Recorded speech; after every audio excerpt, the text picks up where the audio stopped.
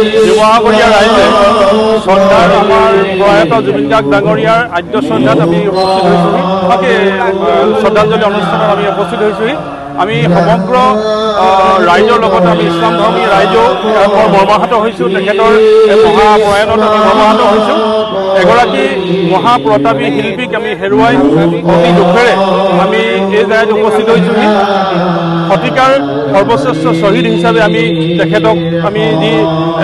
ঘোষণা কৰিব বিচাৰিছোঁ আমি দাবী এইটো শতিকাৰ সৰ্বশ্ৰেষ্ঠ শ্বহীদ হওক তেখেত অসম আৰু অসমীয়াৰ কাৰণে অসমীয়া সংস্কৃতিৰ কাৰণে অসমীয়া জাতিৰ কাৰণে যিখিনি দি থৈ গুচি গ'ল এইটো চিৰঋণী হৈ আমি ৰম তেখেতৰ সৃষ্টিত আজি আমাৰ মাজত যাতে সদায় বাবে আমাৰ মাজত প্ৰচলিত হৈ থাকে তেখেতৰ আদৰ্শ তেখেতৰ আমাৰ মাৰ্গদৰ্শক হৈ থাকক এই কামনা কৰি শিৱসাগৰবাসীৰ উদ্যোগত আজি শিৱসাগৰ নগৰৰ দলমুখ চাৰিআলিত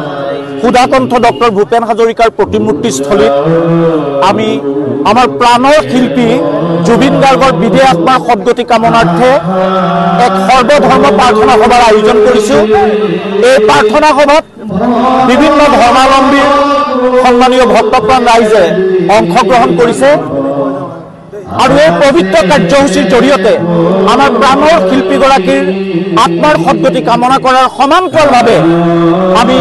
চৰকাৰৰ ওচৰত দাবী উত্থাপন কৰিছোঁ যাতে আমাৰ প্ৰাণৰ শিল্পীগৰাকীৰ মৃত্যুৰ যি ঘটনা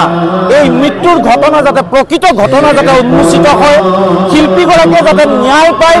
জাতিটোৱে যাতে ন্যায় পায় তাকে আমি সমস্বৰে আশা কৰিছোঁ।